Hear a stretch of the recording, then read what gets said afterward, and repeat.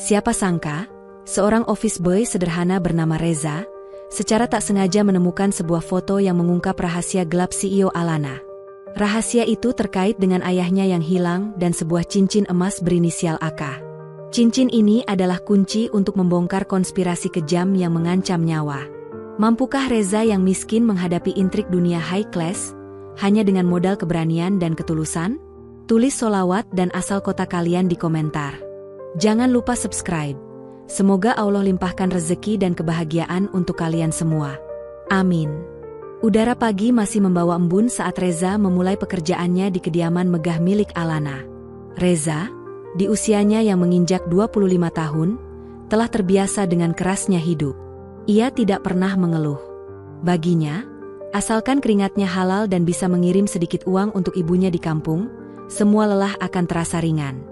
Rumah itu adalah simbol kesuksesan yang tak terjangkau. Dinding putih tinggi, jendela kaca besar, dan kemewahan yang terasa mencekik. Di sanalah Alana tinggal. Seorang CEO cantik dan berwibawa di perusahaan teknologi besar. Banyak yang berbisik tentang sifatnya yang dingin dan tegas. Reza termasuk yang selalu menunduk sopan dan menjaga jarak. Pagi itu, seperti biasa, Reza menyapu halaman depan. Dari dalam, ia mendengar langkah sepatu Alana menuju pintu. Alana keluar dengan penampilan rapi. Rambut panjang terikat sederhana. Aura elegan menguar kuat.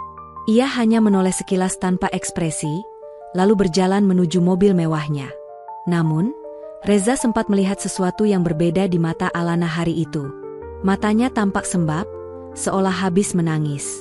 Reza cepat-cepat menunduk hormat saat mobil Alana menjauh. Ia menghela napas. Sudah hampir 2 bulan ia bekerja di sana, dan baru kali ini ia melihat pemilik rumah menunjukkan emosi selain ketegasan. Sejak hari pertama, para office boy dan pelayan lain telah memperingatkannya agar tidak macam-macam. Setelah pekerjaan di halaman selesai, Reza masuk ke dalam. Tugas berikutnya membawanya ke ruang baca yang jarang disentuh. Ruangan itu luas, dindingnya penuh lemari kaca berisi buku-buku mahal. Tetapi ada satu sudut yang berbeda. Sebuah rak di dekat jendela dipenuhi bingkai foto keluarga. Reza mulai membersihkan rak itu, mengelap bingkai satu persatu. Tiba-tiba, tangannya berhenti. Ia menemukan foto besar seorang pria paruh baya. Tatapannya hangat, dan senyumnya tipis. Sosok itu sangat, terlalu familiar. Reza berdiri kaku selama hampir 1 menit, menatap foto itu tanpa berkedip. Ingatannya terseret mundur ke satu tempat yang pernah menjadi bagian sulit dalam hidupnya. Rumah sakit jiwa tempat ia pernah bekerja dulu. Ia ingat seorang lelaki tua yang sering duduk sendirian di taman, berbicara pelan, seakan sedang mencari seseorang. Wajahnya hampir sama persis dengan pria di foto hadapannya. Jantung Reza berdebar lebih cepat. Ia mencoba mengabaikan rasa penasaran itu. Tetapi ingatan yang muncul terasa begitu nyata. Cincin dengan inisial tertentu. Kalimat yang sering diulang-ulang. Sorot mata yang kehilangan arah. Tangan Reza bergetar saat mengembalikan foto itu ke tempat semula. Ia tidak berani bertanya pada siapapun. Tetapi satu hal pasti, ada sesuatu yang tidak wajar. Sesuatu yang seharusnya tidak ia lihat, tetapi tak bisa ia lupakan. Untuk pertama kalinya, Reza merasakan firasat aneh di dadanya. Firasat bahwa foto itu akan membuka pintu menuju sebuah rahasia besar yang perlahan akan mengubah hidupnya selamanya. Sepanjang hari itu, pikiran Reza tidak tenang. Setiap kali ia mencoba fokus pada pekerjaannya, bayangan wajah pria tua di foto itu muncul kembali. Tatapan mata yang kosong, suara lirih yang pernah ia dengar di taman rumah sakit, dan detail kecil tentang cincin yang selalu digenggam lelaki itu. Semua terlalu jelas untuk sekadar kebetulan. Malam harinya, setelah semua pekerjaan selesai, Reza kembali ke kamar kecilnya di belakang rumah. Ruangan sederhana itu terasa sesak. Ia merebahkan diri, berharap segera tidur, tetapi yang muncul justru memori dari masa lalu. Dulu, ketika bekerja di rumah sakit jiwa, ia sering mendapat tugas membersihkan taman belakang. Di sanalah ia bertemu lelaki tua itu untuk pertama kalinya. Lelaki itu selalu duduk di bangku panjang, memandang jauh seolah mencari sesuatu yang hilang. Sesekali ia berbicara pelan, menyebut nama yang sama berulang kali. Nama yang terdengar seperti Alana. Reza duduk tegak. Napasnya menjadi berat. Apakah ini hanya kebetulan? Tentu banyak nama yang terdengar mirip. Tetapi wajah lelaki itu terlalu identik dengan foto yang ia temukan pagi tadi. Pikirannya berkecamuk. Ia ingin bertanya pada pelayan lain, tetapi takut dianggap mencampuri urusan pribadi Alana. Selain itu, ia khawatir akan kehilangan pekerjaan jika tahu terlalu banyak. Tiba-tiba, terdengar suara pintu depan terbuka. Itu suara langkah khas Alana ketika pulang. Reza melongok ke jendela kecil kamarnya. Ia melihat Alana berjalan masuk rumah dengan langkah pelan. Bahunya tampak lemah, seolah menanggung beban yang berat. Tak lama kemudian, dari arah ruang baca, terdengar suara lirih seperti seseorang yang menahan tangis sedalam mungkin. Suara itu membuat dada Reza ikut bergetar. Ia tahu ia tidak boleh mencampuri urusan tuannya, tetapi sulit bagi hatinya untuk diam. Dalam kegelapan kamar, Reza berbisik pada dirinya sendiri. Apakah mungkin dia ayahnya? Pertanyaan itu terus bergema hingga larut malam. Keesokan paginya, Reza bangun lebih awal. Ada satu detail yang terus berputar dalam ingatannya, yaitu cincin dengan inisial yang terukir di dalamnya.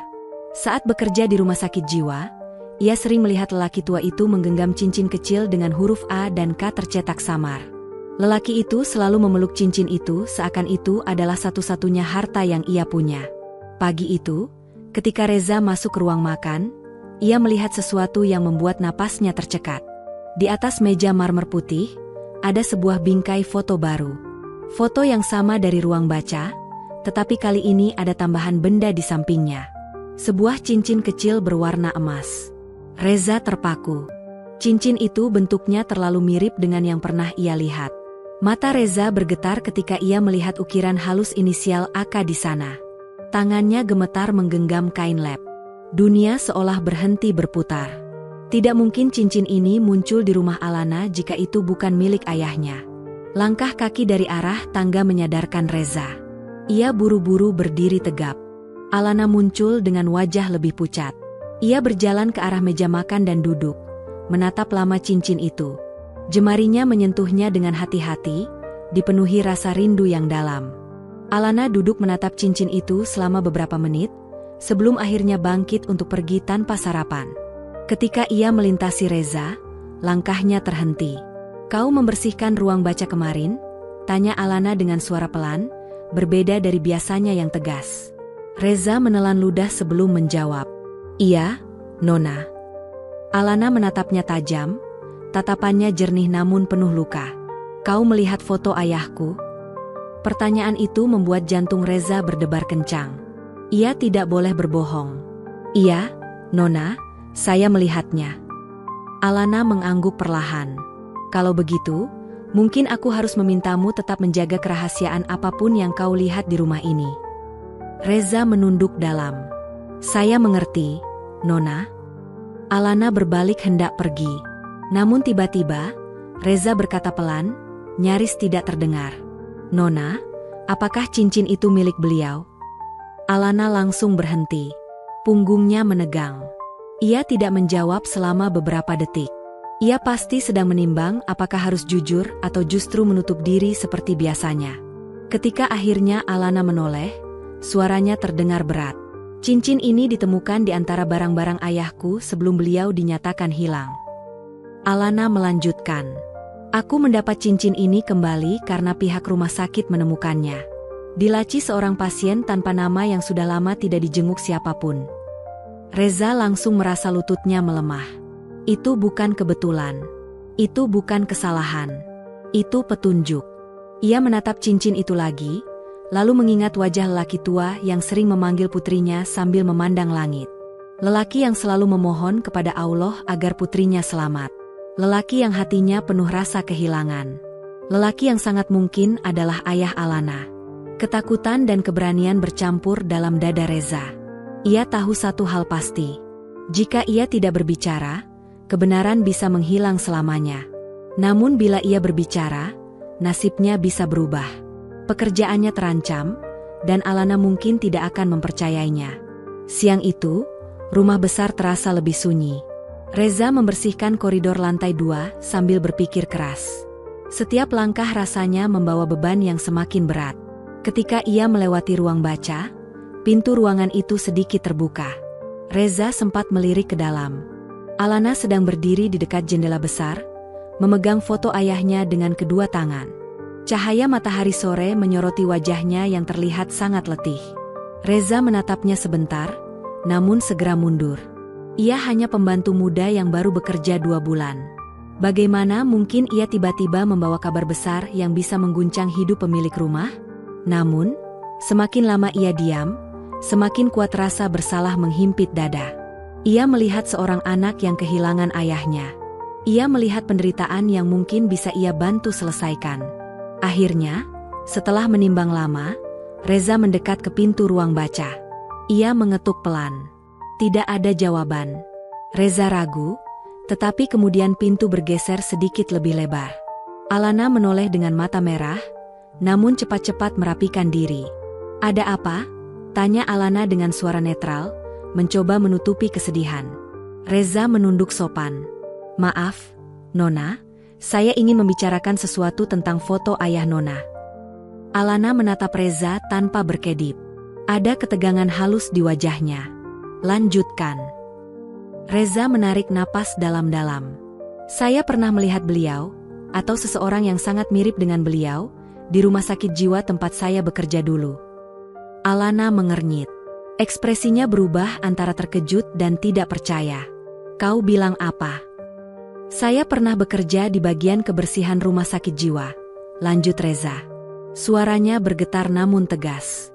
"Ada seorang lelaki tua di sana yang sering duduk di taman. Beliau memegang cincin yang sama seperti yang saya lihat pagi tadi. Cincin dengan inisial AK."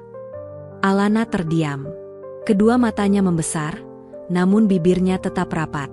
Reza melihat bagaimana kata-katanya berhasil mengguncang sesuatu di dalam diri Alana, tetapi tatapan itu juga menunjukkan keraguan besar. "Kau harus tahu," kata Alana dengan suara pelan namun dingin. "Banyak orang mengaku pernah melihat ayahku. Banyak pula yang memanfaatkan ceritanya untuk keuntungan pribadi." Reza menggeleng cepat. "Saya tidak ingin mengambil apapun dari Nona. Saya hanya mengatakan apa yang saya lihat. Saya ingat wajahnya, saya ingat suaranya, dan saya ingat cincin itu. Saya hanya merasa Nona perlu tahu." Alana berjalan pelan mendekati meja, meletakkan foto ayahnya dengan hati-hati. Reza melihat jemarinya gemetar. Alana memejamkan mata sebentar seolah menahan luapan emosi. "Kau yakin dia orang yang sama?" tanya Alana, suaranya hampir seperti bisikan. Reza menelan ludah. "Saya tidak 100% yakin, Nona. Tapi terlalu banyak kesamaannya. Wajahnya, caranya bicara, dan cincin itu." Alana membuka mata. Ada sesuatu yang berubah di sana. Bukan kemarahan, melainkan harapan kecil yang berani muncul meski ia berusaha keras melawannya. Alana menarik napas dalam lalu berkata, "Jika apa yang kau katakan benar, itu berarti ayahku mungkin masih hidup." Reza mengangguk pelan. "Saya hanya ingin membantu Nona menemukan kebenarannya." Untuk pertama kalinya sejak bekerja di rumah itu, Alana menatap Reza tanpa jarak, tanpa sikap dingin. Ia terlihat seperti Alana yang sebenarnya, seorang anak perempuan yang merindukan ayahnya. Beberapa detik kemudian, Alana mengambil keputusan. "Besok pagi," katanya tegas, "kau akan ikut denganku ke rumah sakit itu." Nada suaranya getir, namun ada ketegasan yang mengguncang. "Kita akan memastikan apakah lelaki itu benar ayahku." Reza merasakan seluruh tubuhnya melemah, bukan karena takut, tetapi karena sadar bahwa apa yang akan terjadi besok bisa menjadi titik balik segalanya. Di dalam hati, ia hanya bisa berdoa kepada Allah agar kebenaran, siapapun pemiliknya, akhirnya terungkap. Pagi berikutnya datang dengan langit mendung, seolah ikut merasakan kecemasan yang tumbuh di dalam rumah besar itu. Reza sudah bangun jauh sebelum matahari terbit. Ia berdiri di dekat pintu servis rumah sambil menunggu. Tangannya dingin. Ia hanya tahu satu hal. Hari ini bisa mengubah hidup Alana, dan mungkin hidupnya sendiri. Tak lama kemudian, langkah kaki terdengar dari arah dalam rumah. Alana muncul dengan pakaian sederhana, jauh berbeda dari penampilan CEO-nya. Tidak ada blazer mahal atau sepatu berhak tinggi, Hanya cardigan hitam panjang dan sepatu datar. Raut wajahnya serius, penuh ketegangan yang berlapis-lapis. "Kita berangkat sekarang," ucap Alana lirih. Reza mengangguk. Ia mengikuti Alana ke mobil. Sepanjang perjalanan, tidak ada satu kata pun terucap. Alana fokus pada jalan. Tatapannya sesekali kosong, jelas sedang memikirkan banyak hal yang tidak ia ucapkan. Sementara Reza hanya menatap keluar jendela, mencoba menenangkan debaran jantung yang tidak mau berhenti. Setelah hampir 1 jam perjalanan, mereka tiba di gerbang rumah sakit jiwa itu. Bangunan tua dengan cat dinding yang mulai memudar. Tempat yang menyimpan banyak kenangan pahit bagi sebagian besar pasiennya. Tempat di mana banyak orang terlupakan oleh dunia. Keduanya turun dari mobil. Alana menatap sekeliling dengan hati-hati, seakan setiap sudutnya menyimpan jawaban, atau justru kebenaran yang tidak siap ia hadapi. Reza memimpin jalan karena ia pernah bekerja di sana. Aroma lembab dan obat-obatan khas rumah sakit langsung menyambut mereka. Mereka menuju meja resepsionis. Perawat yang berjaga mengenali Reza dan tersenyum kecil. "Sudah lama sekali tidak melihatmu," katanya. Namun senyum itu langsung memudar ketika melihat Alana di sampingnya. Perawat itu menegakkan badan dan bersikap formal. "Ada yang bisa kami bantu?" Reza menjawab pelan. "Kami ingin bertemu salah satu pasien lama. Lelaki tua yang dulu sering duduk di taman, yang dipindahkan ke unit perawatan khusus." Perawat itu terdiam sesaat lalu menatap monitor komputer. Tangannya mengetik sesuatu, kemudian berhenti sebelum berucap. "Kami perlu memastikan identitas yang Anda maksud." Alana maju selangkah. Suaranya terdengar mantap, namun ada getaran halus di ujungnya. "Nama ayahku adalah Kusuma. Dia dinyatakan hilang 5 tahun lalu. Kami mendapat kabar bahwa mungkin beliau pernah dirawat di sini." Perawat itu menatap Alana lama. Sorot matanya berubah. Ia menghela napas seakan menyiapkan dirinya menyampaikan sesuatu yang tidak ringan. "Kalau begitu, ikuti saya." Alana dan Reza saling menatap singkat sebelum berjalan mengikuti perawat melewati lorong panjang. Lorong itu sunyi. Alana menggenggam tasnya dengan erat.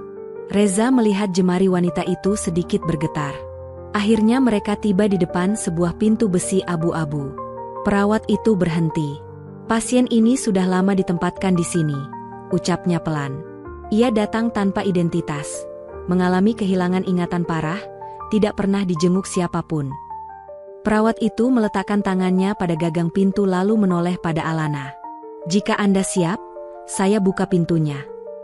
Alana mengangguk sekali, namun napasnya jelas tersengal. Matanya menatap pintu itu, seolah di baliknya ada seluruh masa lalu yang ia kira sudah hilang selamanya. Pintu kemudian terbuka perlahan. Cahaya putih dari dalam ruangan menyebar keluar. Reza merasakan bulu kuduknya berdiri. Alana menahan napas. Langkah kakinya tertahan. Di dalam ruangan itu, duduk seorang lelaki tua di kursi roda, memandang kosong ke jendela. Rambutnya memutih, tubuhnya tampak jauh lebih kurus. Namun wajah itu tidak salah lagi. Wajah di foto itu. Wajah yang selama ini menghantui ingatan Reza.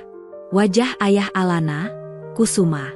Alana menutup mulutnya dengan kedua tangan. Air matanya langsung jatuh tanpa ia bisa kontrol. Reza berdiri kaku, tidak mampu mengatakan apa-apa. Dunia seolah berhenti seketika. Lelaki tua itu perlahan menoleh. Matanya keruh. Namun dalam tatapan keruh itu, ada sesuatu yang tiba-tiba bergetar.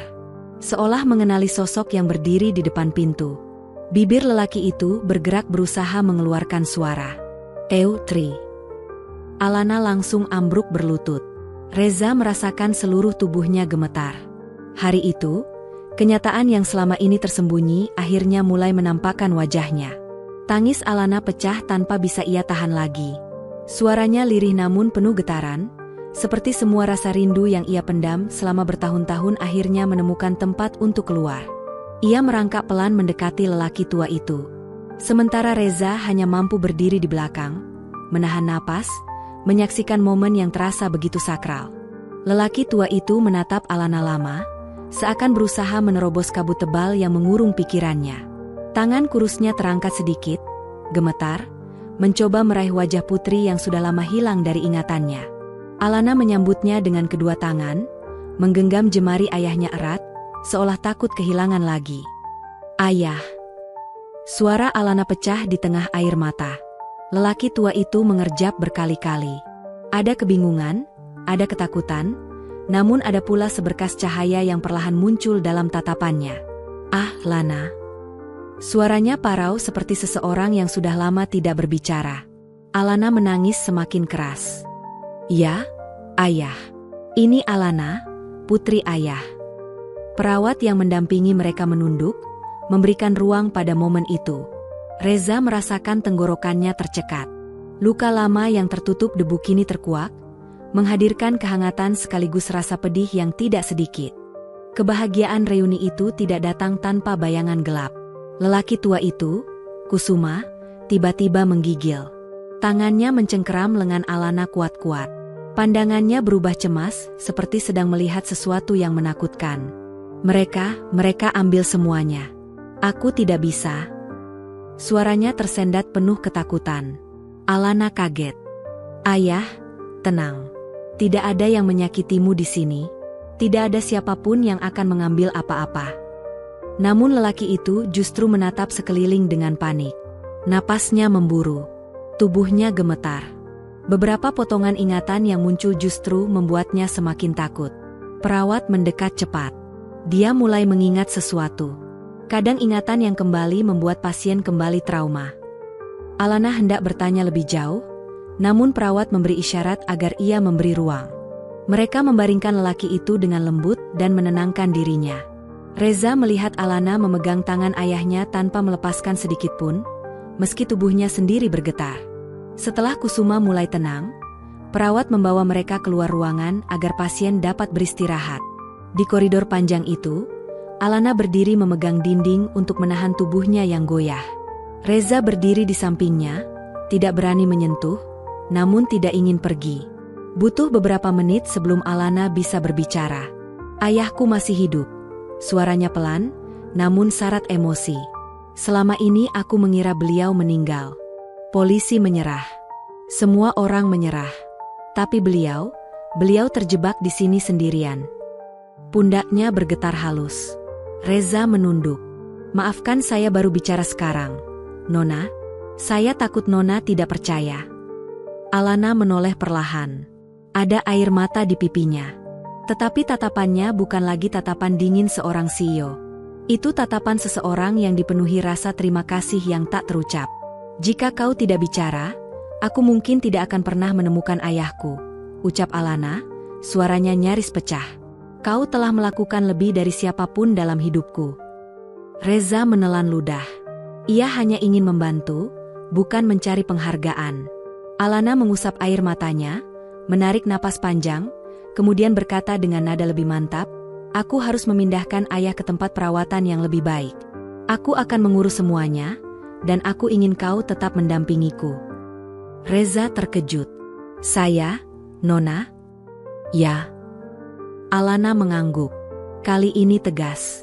"Ayahku mengenalmu. Dia tenang saat kau ada. Itu bukan hal kecil." Reza hanya mengangguk pelan menerima keputusan itu. Ketika mereka hendak meninggalkan tempat itu, satu hal kembali mengganggu pikiran Reza. Kata-kata Kusuma tadi, "Mereka ambil semuanya." Reza tidak tahu apa artinya. Namun dari sorot mata Alana, ia tahu wanita itu memahami sesuatu. Seolah kebenaran yang ditemui hari ini, hanyalah awal dari sesuatu yang jauh lebih besar. Perpindahan Kusuma dilakukan dengan sangat hati-hati. Tim medis terbaik dipanggil, ambulans khusus disiapkan, dan ruangan perawatan pribadi telah dirapikan sebelum kedatangan mereka. Alana mengurus semuanya dengan sigap, meski emosinya masih belum stabil. Reza ikut mengawal prosesnya, memastikan bahwa setiap langkah berjalan lancar. Selama perjalanan menuju fasilitas medis baru, Alana duduk di samping ayahnya, menggenggam tangannya tanpa henti. Reza duduk di kursi belakang, memperhatikan keduanya dengan perasaan campur aduk. Ia melihat bagaimana Alana mencoba tersenyum untuk menenangkan ayahnya, meski matanya sendiri masih penuh kecemasan. Setibanya di fasilitas medis, Kusuma ditempatkan di ruangan khusus dengan perawatan intensif. Setiap hari dokter datang memantau perkembangan kondisinya, dan perlahan ingatan lelaki tua itu mulai membaik.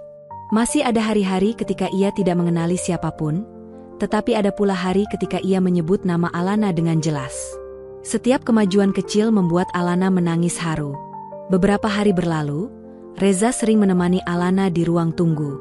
Ia membantu mengambilkan air, mengantar berkas, atau sekadar duduk diam saat Alana bercerita tentang masa kecilnya bersama ayahnya.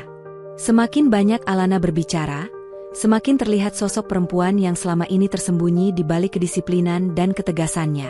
Suatu sore, setelah pemeriksaan dokter, Alana keluar dari ruangan dengan wajah lebih tenang. Reza berdiri dari kursi tunggunya. "Bagaimana, Nona?" tanya pelan. Alana mengusap sudut matanya yang sedikit basah. "Ayahku mulai mengingat hal-hal kecil. Dokter bilang itu tanda baik." Reza tersenyum lega. "Syukurlah." Alana ikut tersenyum kecil namun tulus. Senyum itu tampak berbeda dari sebelumnya, membuat Reza tanpa sadar ikut memejamkan mata sesaat, meresapi ketenangannya. Mereka berjalan menyusuri lorong menuju ruang perawatan, dan untuk pertama kalinya Alana berjalan lebih dekat darinya. Malam harinya ketika Alana hendak pulang, ia berhenti di depan pintu mobil. Reza berdiri di sampingnya, siap membukakan pintu. Namun, Alana tidak segera masuk. "Reza," panggil Alana pelan.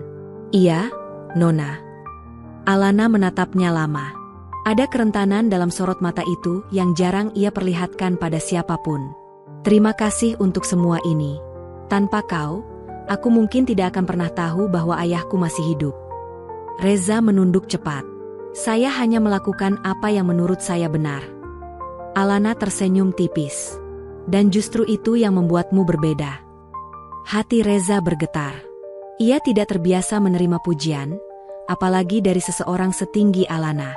Ia merasakan kehangatan aneh merambat di dadanya, seperti sesuatu yang mulai tumbuh pelan-pelan, mencoba mengambil ruang. Beberapa hari berikutnya, kedekatan Alana dan Reza semakin terlihat. Alana semakin sering meminta pendapat Reza mengenai hal-hal kecil. Menanyakan apakah ayahnya terlihat nyaman, menanyakan apakah dokter menjelaskan sesuatu dengan jelas, hingga terkadang menanyakan apakah Reza sudah makan atau belum. Hal yang tidak pernah ia lakukan pada pelayan manapun sebelumnya. Para perawat di fasilitas medis itu bahkan mulai memperhatikan. Beberapa dari mereka berbisik saat Alana dan Reza berjalan berdampingan. Namun Reza mencoba tetap menjaga batas. Ia sadar posisinya. Ia tahu dunia Alana jauh berada di atas dunianya. Ia tidak ingin melangkah terlalu jauh dan malah mengacaukan segalanya.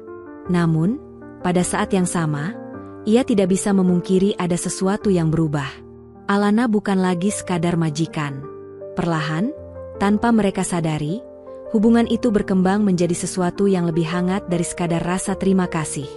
Malam itu, ketika Alana duduk di samping tempat tidur ayahnya sambil menggenggam tangannya, ia menoleh pada Reza yang berdiri di pintu.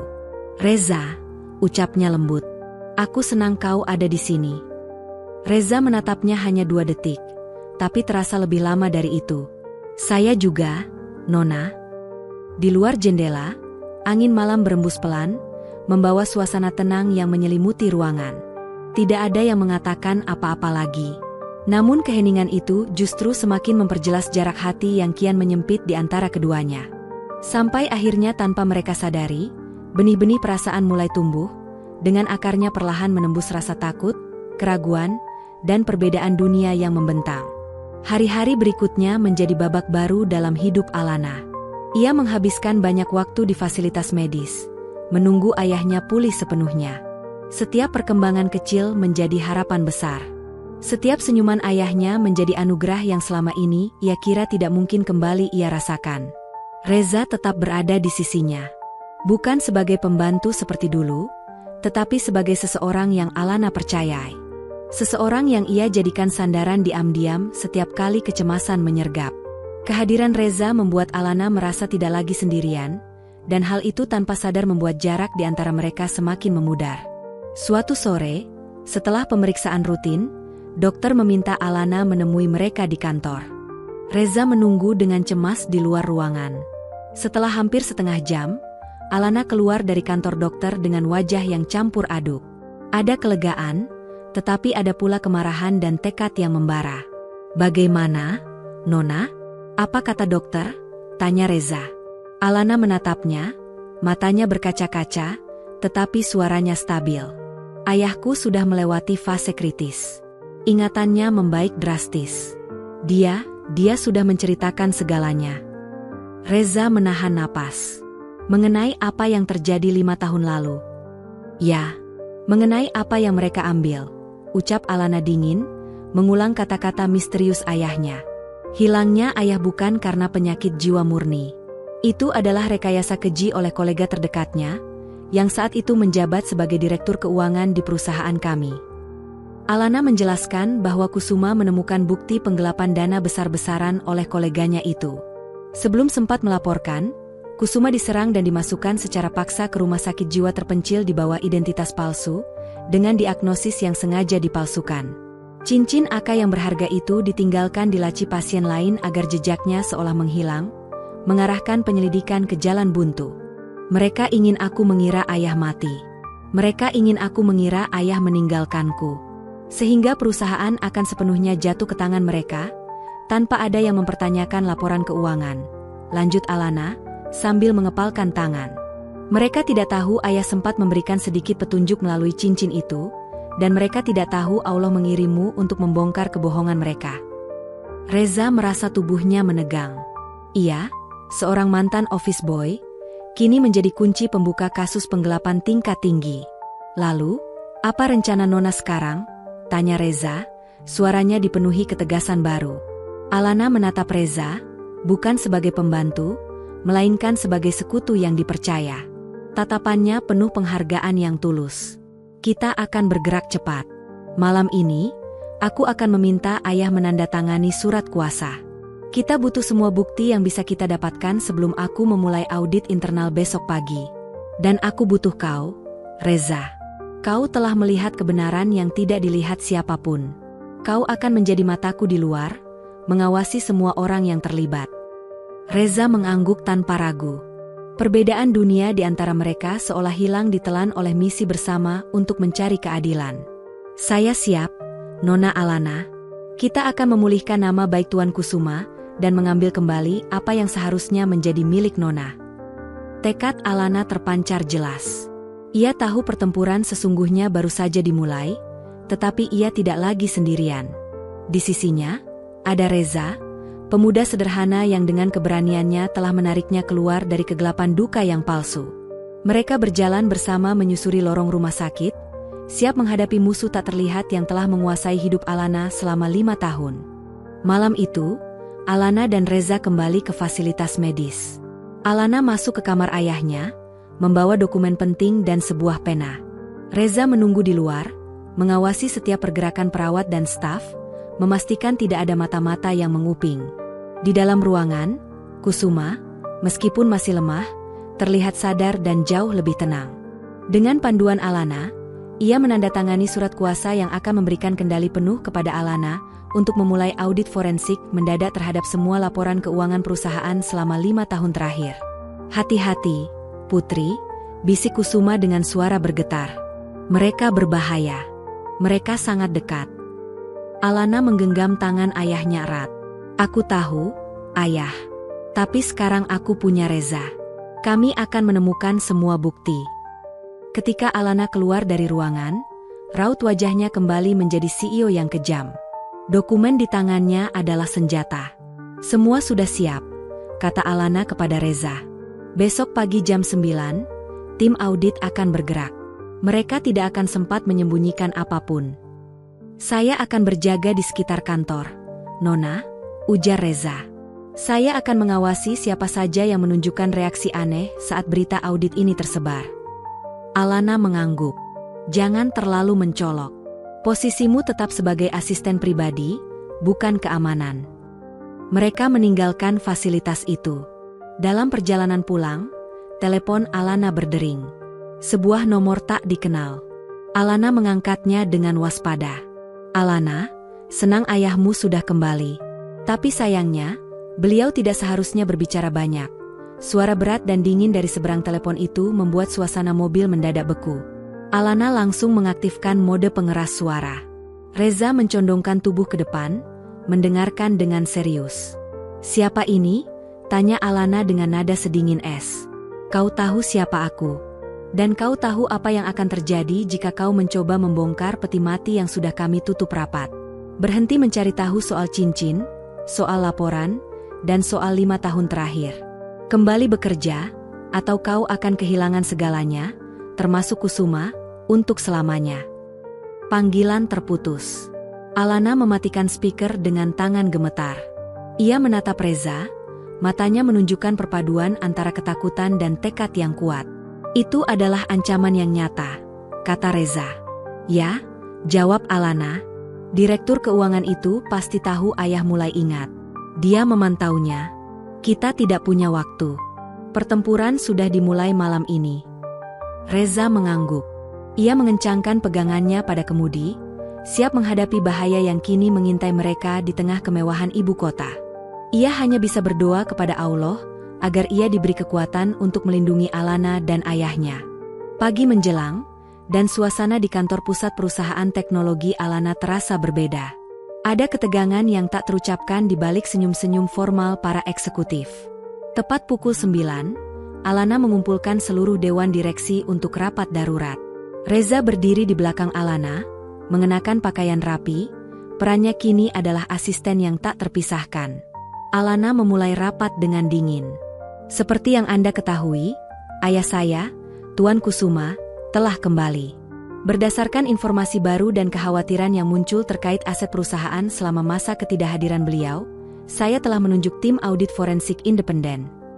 Reaksi yang muncul beragam, dari keterkejutan hingga kepura-puraan simpati. Namun, mata Reza tertuju pada satu orang, Pak Herman, Direktur Keuangan, orang yang diakini Kusuma sebagai dalang di balik semua ini. Wajah Pak Herman pucat pasi, tetapi ia berusaha keras tersenyum. "Sebuah keputusan yang bijak, Nona Alana. Kami di manajemen siap bekerja sama. Saya yakin semua laporan kami transparan." "Tentu saja," balas Alana, tatapannya tajam. "Tim audit sudah mulai bekerja. Semua akses server dan dokumen fisik akan dibekukan sementara untuk investigasi penuh, dimulai dari laporan 5 tahun lalu."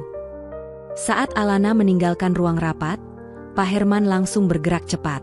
Ia meraih ponsel, tetapi sebelum sempat menelepon, Reza secara halus mendekatinya.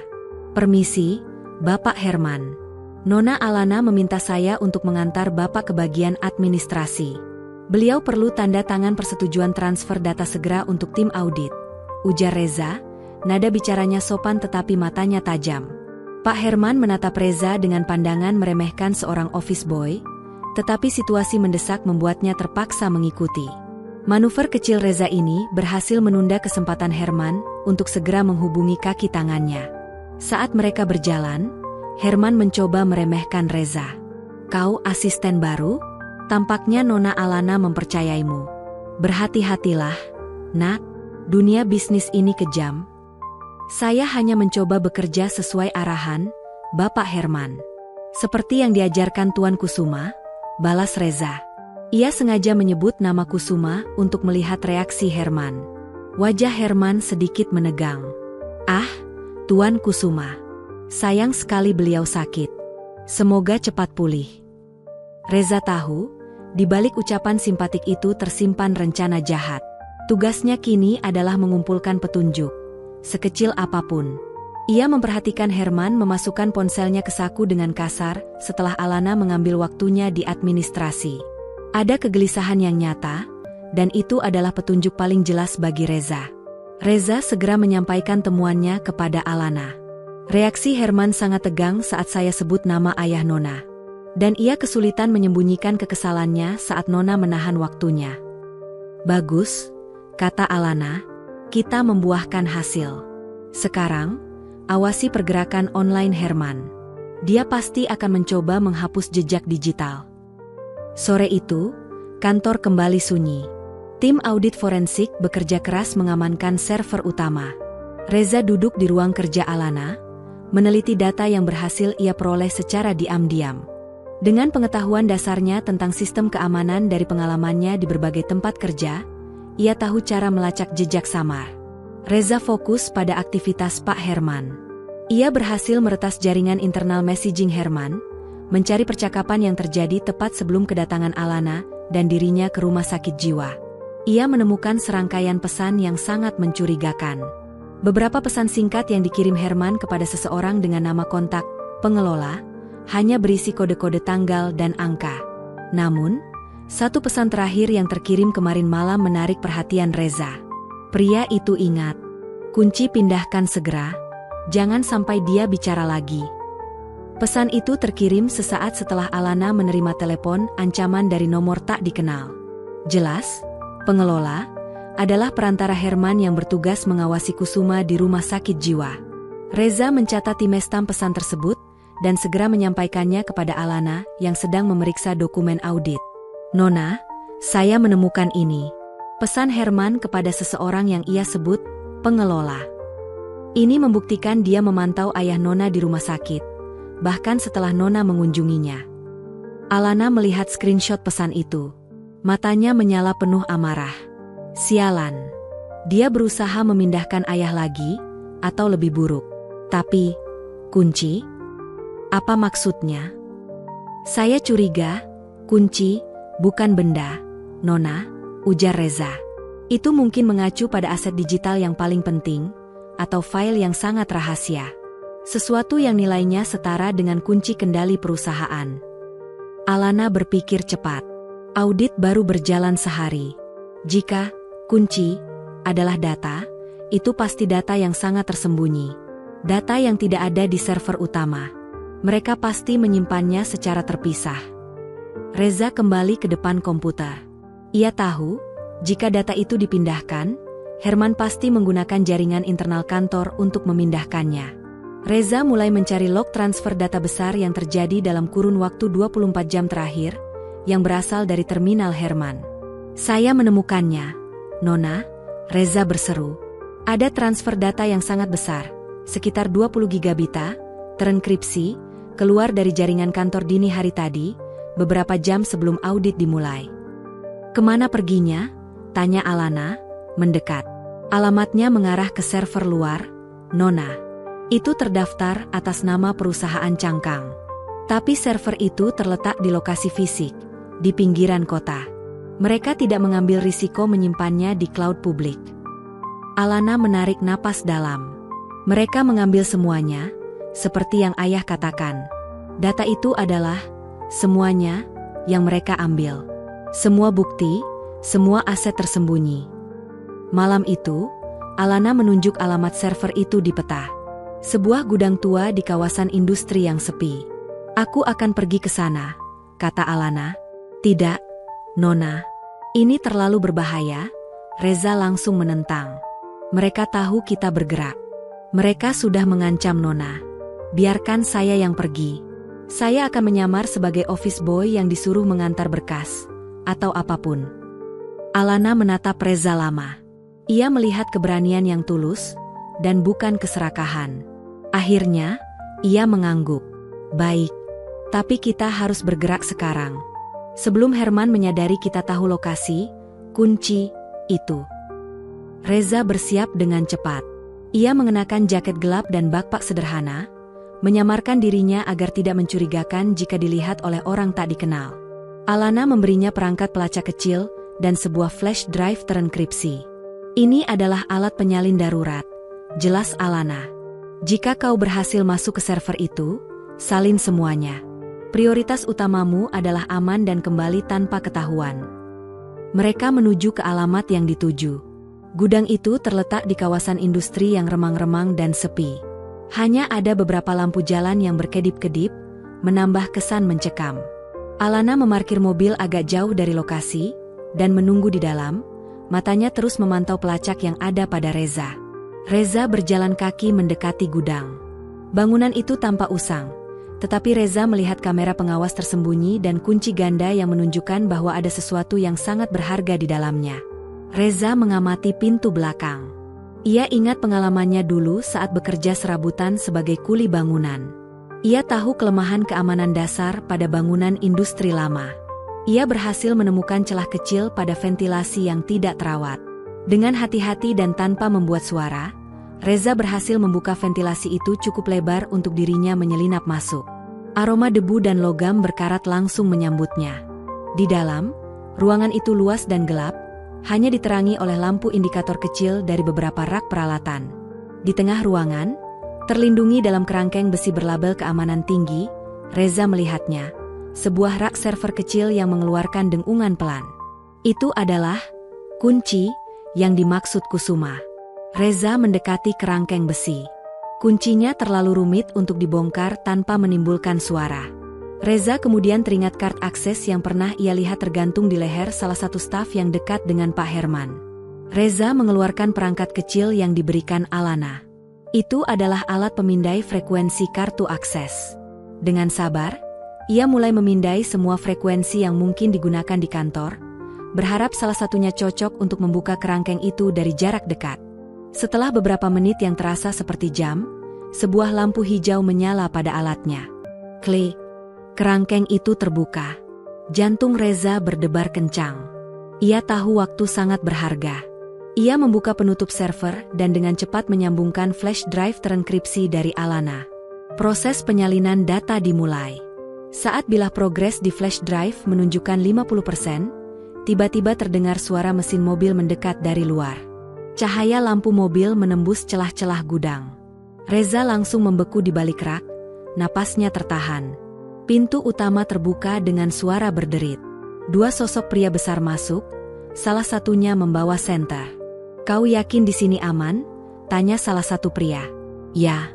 Herman bilang kita harus periksa server itu. Pastikan data itu masih terkunci sebelum besok pagi," jawab suara yang lain. Reza menatap flash drive yang masih berkedip-kedip. 70%. Ia harus menunggu. Dua pria bayaran itu berjalan mendekati kerangkeng server. Langkah sepatu bot mereka bergema pelan di lantai beton. Reza tetap tak bergerak di balik rak server di ruangan sebelah, berharap kegelapan dan tumpukan kotak besi cukup menyembunyikannya. "Ada yang aneh," ujar pria pertama, menyorotkan senter ke kerangkeng. "Kenapa pintunya tidak terkunci ganda seperti yang diminta Herman?" Pria kedua mendekat dan memeriksa kunci gembok elektronik. "Sial, kuncinya terbuka. Siapa yang berani masuk?" Mereka mulai menggeledah ruangan utama, bergerak cepat dan waspada. Reza tahu ia harus bertindak sekarang. Ia melihat flash drive itu berhenti berkedip. 100%. Data tersalin penuh. Dengan keheningan yang luar biasa, Reza mencabut flash drive itu. Ia harus keluar. Tapi pintu belakang tempat ia masuk sudah tertutup rapat. Reza melihat sebuah palu godam tua tergeletak di lantai. Sebuah ide gila muncul. Ia meraih palu itu dan, tanpa mengeluarkan suara, ia menyelinap ke pintu samping gudang yang terlihat lebih tipis. Saat kedua pria bayaran itu mulai menuju ruangan server, Reza mengayunkan palu godam itu ke kunci pintu samping dengan satu hentakan keras. Brak! Kunci itu patah, tetapi suara itu memecah keheningan malam. "Hei, ada yang kabur!" teriak salah satu pria. Reza langsung membuka pintu dan lari sekencang-kencangnya menuju kegelapan. Ia mendengar suara tembakan peringatan yang memekakan telinga di belakangnya. "Sial! Kejar dia! Jangan sampai dia lolos dengan file itu!" Reza berlari tanpa menoleh, masuk ke labirin ganggang kecil di antara gudang-gudang industri. Ia tahu ia tidak bisa kembali ke tempat mobil Alana diparkir. Itu terlalu jauh dan akan membahayakan Alana. Di dalam mobil, Alana melihat pelacak Reza bergerak cepat, lalu terhenti. Ia mendengar suara tembakan samar. Jantungnya mencelos. Ia segera menghubungi Reza. "Reza, ada apa?" "Aku dengar suara tembakan. Nona, saya berhasil menyalin file. Tapi mereka tahu. Saya dikejar. Nona jangan bergerak. Posisi Nona tidak aman," bisik Reza melalui telepon, napasnya tersengal. "Kau di mana?" "Saya di dekat gerbang belakang pabrik tekstil. Mereka mengejar dengan mobil." "Nona, bawa flash drive ini ke kantor polisi sekarang. Ini bukti kunci untuk ayah Nona. Lindungi file ini." Reza melihat kilauan cahaya mobil di ujung jalan. Ia tahu ia tidak bisa lolos. Ia harus mengalihkan perhatian mereka. Dalam satu tindakan yang berani, Reza melemparkan flash drive terenkripsi itu ke dalam saluran air di dekatnya, tepat sebelum ia melompat ke tumpukan kontainer kosong. Pengejar itu tiba. Mereka melihat Reza melompat, dan mengira ia menyembunyikan flash drive itu di balik kontainer. Dua pria itu langsung naik mengejar Reza. Sementara itu, Alana, mengikuti saran Reza, langsung memacu mobilnya menuju kantor polisi. Ia tahu risiko yang dihadapi Reza, tetapi ia juga tahu bahwa satu-satunya cara menyelamatkan Reza dan ayahnya adalah dengan menyerahkan bukti itu. Reza berhasil mengulur waktu. Ia bertarung dengan kedua pria itu, menggunakan kelincahan dan akal sehatnya, bukan kekuatan. Ia tahu mereka tidak akan berani membunuhnya di tempat terbuka, karena mereka hanya ingin kunci itu. Reza dipukul dan diikat. Mereka menggeledah setiap inci tubuhnya. "Di mana flash drive itu, Nak?" tanya pria itu, wajahnya penuh amarah. "Saya tidak tahu apa yang kalian bicarakan," jawab Reza, wajahnya berlumuran darah, namun tatapannya tetap menantang. Di saat yang sama, Alana tiba di kantor polisi, hatinya hancur tetapi tekadnya kuat. Ia menjelaskan semuanya kepada kepala polisi dan menyerahkan flash drive itu sebagai bukti utama hilangnya Kusuma dan penggelapan perusahaan. Klimaks cerita datang, keadilan mulai bergerak, tetapi Reza kini berada di tangan para pengkhianat. Pagi menyingsing. Alana, didampingi oleh petugas polisi dan tim audit, kembali ke kantor perusahaannya. Dengan bukti yang kini ada di tangan pihak berwajib, yang disalin dari flash drive yang Reza buang ke saluran air, mereka memiliki dasar kuat untuk penangkapan. Saat Alana memasuki gedung, Pak Herman sudah menunggu di ruangannya, terlihat gelisah. Namun, sebelum Herman sempat melancarkan manuver, polisi datang dan menangkapnya atas dasar tuduhan penggelapan dana dan percobaan pembunuhan. Penangkapan itu dramatis dan mengguncang seluruh perusahaan. Namun, kekhawatiran terbesar Alana adalah Reza. Ia tahu Reza dipegang oleh anak buah Herman. Setelah interogasi awal, Herman, di bawah tekanan, akhirnya mengungkapkan lokasi Reza. Herman ingin melakukan pertukaran. Ia meminta Alana mencabut semua tuduhan dan mengembalikan flash drive itu sebagai imbalan atas keselamatan Reza. Alana, dengan tenang, mengatur pertemuan di sebuah tempat netral di bawah pengawasan ketat kepolisian. Siang itu, di pelataran parkir yang luas, pertukaran terjadi. Alana berdiri tegap, sementara di seberangnya, dua pria bayaran membawa Reza. Wajah Reza memar, tetapi matanya menunjukkan bahwa semangatnya tidak pernah padam. "Mana flash drive-nya?" tuntut salah satu pria bayaran. Alana memberi isyarat kepada polisi yang menyamar. "Pertama, lepaskan dia." Reza didorong ke depan. Begitu ia bebas, ia langsung berlari ke arah Alana. Alana menangkapnya, sejenak melupakan peran CEO-nya. "Kau aman?" bisik Alana. Ketika pria bayaran itu menuntut bukti, polisi segera mengepung dan menangkap mereka. Herman telah menyerahkan diri dalam keputusasaan, dan rencana pertukaran ini hanyalah upaya terakhirnya yang gagal. Reza dan Alana kembali ke fasilitas medis tempat Kusuma dirawat. Setelah diperiksa dan dirawat, Reza hanya menderita luka ringan. Melihat Reza yang terluka, Kusuma memeluknya erat, air mata menetes. "Terima kasih, Nak. Kau menyelamatkan putriku. Kau menyelamatkan kebenaran." Setelah semua kekacauan mereda, Alana secara resmi mengambil kembali kendali penuh perusahaan. Ia mencalonkan Reza sebagai kepala keamanan, memberinya posisi yang layak dan terhormat. Reza menolak. "Nona, saya bersyukur telah membantu. Tetapi saya tidak ingin posisi. Saya hanya ingin kembali ke tempat saya, di mana saya bisa mengurus rumah Nona dan ayah Nona dengan tenang." Alana tersenyum. Senyum tulus dan hangat yang belum pernah ia tunjukkan kepada siapapun. "Baiklah, kau bisa kembali mengurus rumah. Tapi kau tidak lagi hanya seorang pembantu bagiku. Kau adalah keluarga." Di mata mereka, perbedaan status sosial, jurang antara CEO dan mantan office boy, kini telah menghilang. Mereka telah melalui api bersama. Hubungan mereka, yang awalnya didasarkan pada rahasia dan ancaman, kini tumbuh menjadi ikatan yang kuat, diresapi oleh keberanian dan kepercayaan tulus.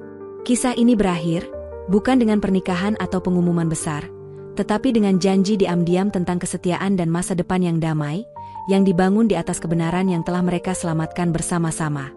Beberapa bulan berlalu.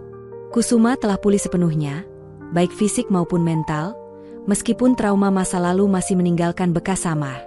Ia kini tinggal di rumah megah itu, dikelilingi oleh ketenangan dan perhatian penuh dari Alana. Perusahaan telah melalui restrukturisasi besar-besaran. Semua orang yang terlibat dalam konspirasi Herman telah ditindak tegas. Alana kini memimpin dengan otoritas baru, tidak lagi dingin, tetapi tegas, adil, dan manusiawi. Reza melanjutkan tugasnya di rumah itu, tetapi kini dengan peran yang lebih terhormat. Ia mengelola rumah, mengurus kebutuhan Kusuma, dan tetap menjadi orang kepercayaan utama Alana. Tidak ada lagi sikap merendahkan dari staf lain. Semua orang melihatnya sebagai pahlawan yang membawa kebenaran kembali. Suatu sore, Reza sedang membersihkan taman, dekat dengan bangku batu tempat Kusuma sering duduk. Kusuma menghampirinya, membawa 2 cangkir teh hangat. "Duduklah sebentar, Nak," ajak Kusuma, senyumnya kini benar-benar pulih. Reza meletakkan sarung tangannya dan duduk di samping Kusuma. "Ayah tahu, dulu di rumah sakit, ayah selalu merasa sendiri. Hanya bisa duduk dan bersolawat kepada Nabi Muhammad, memohon kepada Allah agar putri ayah tidak melupakan ayah," ujar Kusuma lirih. "Dan Allah menjawab doa ayah melalui dirimu." Reza menunduk, tersentuh. "Saya hanya perantara, Tuan. Itu semua karena kekuatan Allah dan solawat Tuan." "Reza," Kusuma meletakkan cangkir tehnya. "Dunia ini penuh liku. Kau menolak posisi tinggi, itu menunjukkan hatimu mulia. Alana membutuhkan orang sepertimu, bukan hanya di rumah, tapi di hidupnya."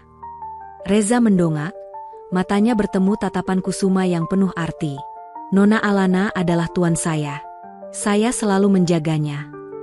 Dia butuh lebih dari penjaga," kata Kusuma sambil tersenyum misterius. Di saat yang sama, Alana keluar dari rumah, mengenakan pakaian santai. Ia tersenyum melihat kedua pria terpenting dalam hidupnya duduk berdampingan. "Sedang membicarakan apa kalian berdua?" tanya Alana, menghampiri mereka. "Kami sedang membahas tentang masa depan, Lana," jawab Kusuma. "Tentu saja," Alana mengangguk, lalu menatap Reza. "Taman ini terlihat indah, Reza." "Terima kasih. Oh ya, aku sudah mengatur beberapa dokumen. Mulai sekarang, kau akan menjadi manajer aset pribadi ayah dan rumah ini. Gajimu akan disesuaikan dengan tanggung jawab barumu." Reza terkejut. "Nona, saya tidak meminta itu." "Aku tahu," potong Alana lembut. "Tapi aku memberikannya. Ini bukan upah, ini kepercayaan. Kau membuktikan bahwa hati yang murni lebih berharga daripada semua uang di dunia." Reza hanya bisa mengangguk, menerima takdir barunya. Hari-hari yang dingin dan penuh rahasia telah berakhir.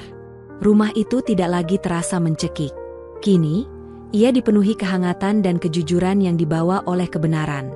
Reza, pemuda sederhana yang berani, kini berdiri setara dalam martabat, menjaga kehormatan keluarga yang telah ia selamatkan dengan nyawanya. Senja mulai turun, mewarnai langit dengan jingga dan ungu. Alana, Kusuma, dan Reza duduk bersama di teras belakang rumah, menghadap ke taman yang kini bersih dan asri. 3 cangkir teh diletakkan di meja, menandakan ikatan yang kini setara dan harmonis. Alana bersandar santai di kursi rotan.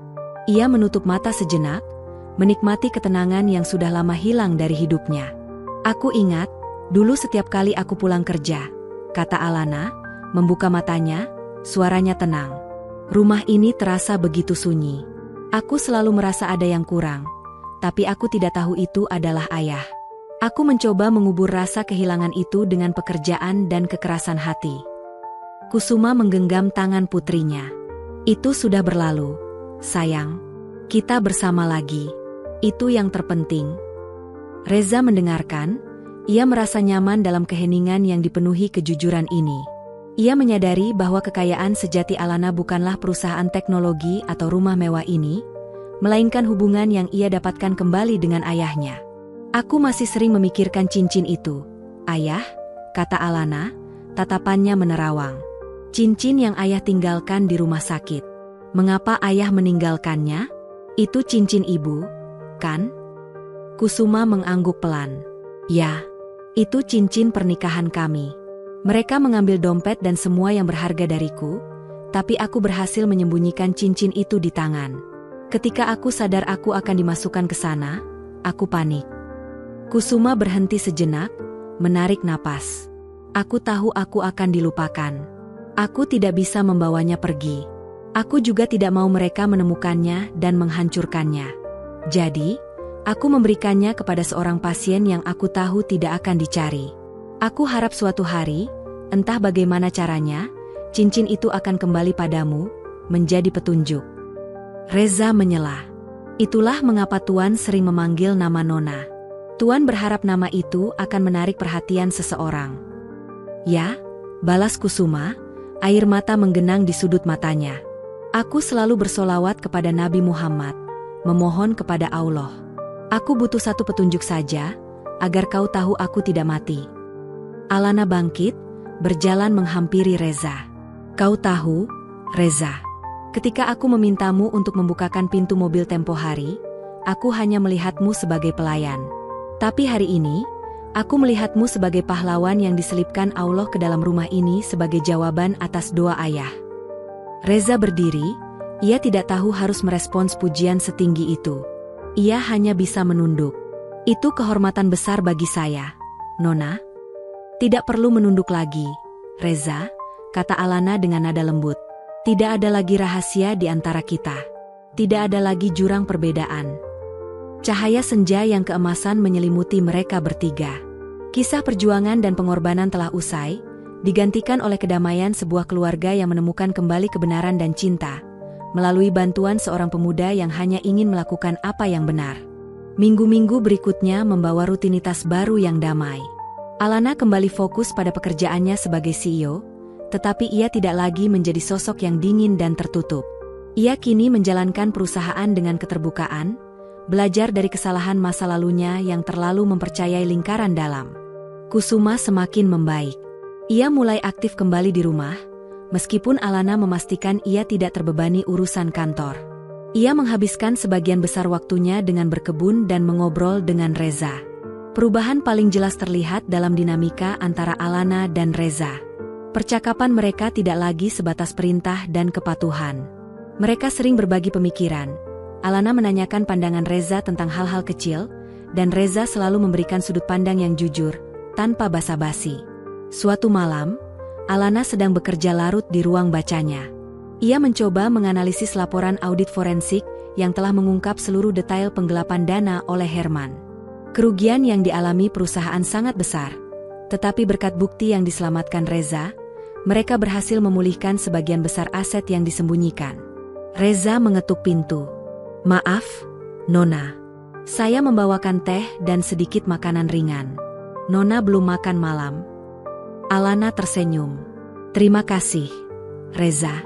Kau selalu tahu apa yang kubutuhkan. Reza meletakkan nampan itu di meja. Ia melihat grafik rumit di layar komputer Alana.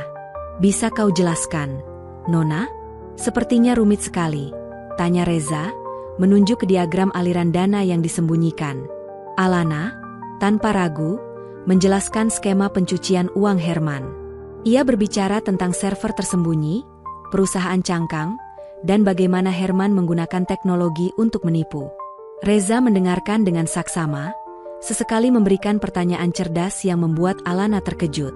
Kau memiliki pemikiran yang tajam, Reza, puji Alana. Padahal kau tidak pernah mengenyam pendidikan formal di bidang bisnis. Hidup telah mengajarkan banyak hal, Nona, jawab Reza rendah hati. Dulu, saya bekerja di mana saja. Saya pernah menjadi operator komputer sederhana di warnet. Saya belajar cepat bagaimana data bergerak dan bagaimana orang menyembunyikannya. Alana menatap Reza lama, matanya penuh kekaguman. Kau bisa menjadi apa saja yang kau mau, Reza. Kau punya keberanian, kecerdasan, dan yang terpenting, ketulusan yang tidak dimiliki oleh banyak eksekutif di luar sana. Keheningan melingkupi mereka. Di ruang baca yang penuh dengan buku dan rahasia, kini hanya ada dua hati yang saling memahami. Reza, yang dulunya hanya seorang pembantu yang menemukan foto ayah yang hilang, kini telah menjadi fondasi bagi hidup baru Alana. Ketulusannya tidak hanya mengubah takdir Kusuma, tetapi juga takdirnya sendiri. Alana meraih cangkir teh dan menyerahkannya kepada Reza. "Minumlah. Kita berdua butuh istirahat." Mereka minum teh bersama, dalam diam, di ruang baca mewah itu. Perbedaan dunia mereka kini telah terintegrasi sempurna dalam ikatan persahabatan, kepercayaan, dan harapan akan masa depan yang lebih cerah. Beberapa waktu kemudian, Kusuma merayakan hari kelahirannya. Alana mengadakan acara sederhana dan hangat di rumah, hanya mengundang beberapa kerabat dekat dan staf yang paling setia. Tentu saja, Reza berada di tengah-tengah perayaan itu, tidak lagi sebagai pelayan, melainkan sebagai anggota kehormatan keluarga. Saat sesi pemberian hadiah, Alana memberikan Kusuma sebuah buku harian baru yang mewah. "Ini untuk ayah mencatat semua ingatan indah yang ayah dapatkan kembali," kata Alana tulus. Kusuma tersenyum, sangat bahagia. Kemudian, Kusuma menarik Reza ke samping. Ia meraih tangan Reza yang memegang cangkir. "Reza, ayah punya sesuatu untukmu," bisik Kusuma. Kusuma mengeluarkan sebuah kotak bludru kecil dari saku jasnya. Di dalamnya, berkilauanlah cincin emas dengan inisial AK. Cincin yang menjadi petunjuk utama dari seluruh misteri ini. Reza terkejut. "Tuan Kusuma, saya tidak bisa menerima ini. Ini warisan keluarga Tuan. Ini milik mendiang istri Tuan."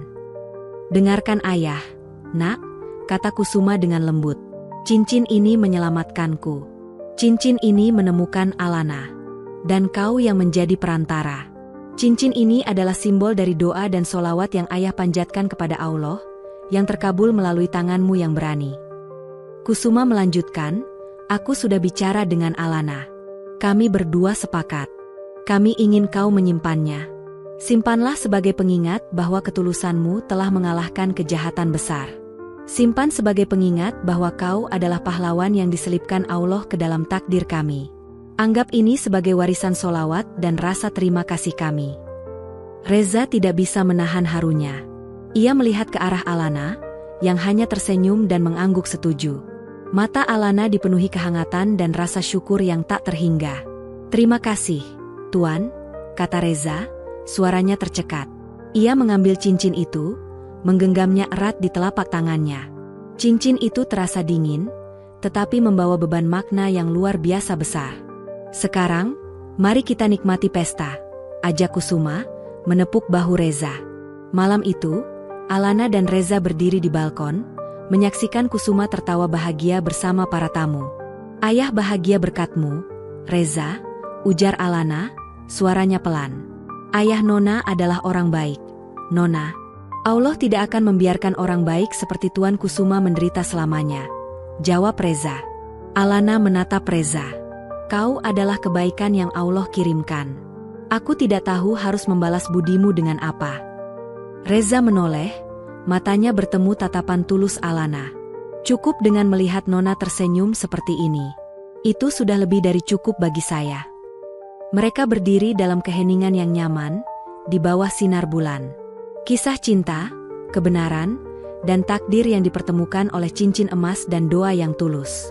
Meskipun perbedaan dunia masih ada, hati mereka telah bertemu, menyatukan takdir pemuda miskin dan CEO cantik dalam sebuah kisah yang luar biasa. Setelah perayaan ulang tahun Kusuma berakhir, ketenangan kembali menyelimuti rumah itu. Namun, bagi Alana dan Reza, malam itu terasa berbeda. Momen penerimaan cincin di depan Kusuma telah memecah batas terakhir antara mereka. Alana dan Reza masih berdiri di balkon. Udara malam membawa aroma bunga sedap malam dari taman. "Tentang cincin itu, Reza," ujar Alana, memecah keheningan. "Itu adalah benda yang paling berharga bagi ayahku. Dengan memberikannya padamu, ayah ingin kau tahu bahwa kau adalah bagian dari keluarga ini sekarang." Reza menatap cincin yang ia pegang erat. "Saya akan menjaganya dengan nyawa saya, Nona Alana." "Hentikan panggilan, Nona, itu," kata Alana, menoleh sepenuhnya ke arahnya. Ada senyum tipis di wajahnya. "Kita sudah melewati terlalu banyak hal. Kita sudah saling melindungi. Panggil aku Alana, kumohon." Reza terdiam. Memanggil nama depan Alana terasa begitu intim, melintasi jurang status yang selama ini ia patuhi. Namun, melihat tatapan tulus Alana, ia mengangguk pelan. "Baiklah, Alana." Suara Reza terdengar sedikit canggung, tetapi ada kelegaan di hatinya. "Lebih baik," sahut Alana. Alana kemudian menceritakan bagaimana ia memandang Reza sejak awal. "Kau tahu, ketika ayahku menghilang, aku kehilangan kepercayaan pada siapapun. Aku membangun tembok. Aku melihat semua orang dengan kecurigaan. Tapi kau berbeda. Kau tidak mencari keuntungan. Kau hanya mencari kebenaran, bahkan saat itu membahayakanmu." Reza memandang wajah Alana yang diterangi sinar bulan. Ia melihat keindahan yang jujur, tanpa topeng CEO yang keras. "Saya hanya mengikuti hati nurani saya, Alana," jawab Reza. "Ayahmu adalah orang yang baik, dan aku tidak bisa melihat ketidakadilan terjadi." "Dan ketulusan itu," kata Alana, melangkah lebih dekat, "telah membuatku merasakan sesuatu yang tidak pernah kurasakan sebelumnya." Jantung Reza berdebar kencang. Ia merasakan kehangatan dari Alana, bukan hanya rasa terima kasih seorang majikan, melainkan sesuatu yang jauh lebih dalam. "Aku tahu ini mungkin terlalu cepat, dan mungkin terdengar gila," lanjut Alana, suaranya bergetar sedikit. "Kau adalah pria yang sangat berani, Reza. Kau adalah pria yang paling kupercaya di dunia ini. Dan aku ingin kau tahu, aku mulai merasakan sesuatu untukmu." Reza menelan ludah. Ini adalah pengakuan yang mengubah segalanya, melampaui segala harapannya. Ia, seorang mantan office boy, kini di hadapan CEO dari salah satu perusahaan terbesar di negara itu, menerima pengakuan yang tulus. Reza tidak menjawab dengan kata-kata. Ia hanya mengangguk. Sorot matanya menunjukkan bahwa perasaan itu sudah lama tumbuh di dalam dirinya juga, tersembunyi di balik rasa hormat dan kesadaran diri. Pengakuan itu mengubah udara di antara mereka. Tidak ada ciuman yang terburu-buru, tidak ada janji yang dilebih-lebihkan. Hanya ada keheningan penuh makna, sebuah penerimaan tulus atas perasaan yang telah lama terjalin di tengah badai konspirasi. Keesokan harinya, Kusuma memperhatikan perubahan pada putrinya dan Reza. Ia tersenyum bijak saat melihat Alana dan Reza berinteraksi, tidak ada lagi sekat formalitas, hanya kelembutan dan perhatian yang tak terucapkan. Beberapa bulan kemudian, Kusuma kembali memegang kendali perusahaan dalam kapasitas sebagai penasihat senior, memastikan semuanya berjalan stabil.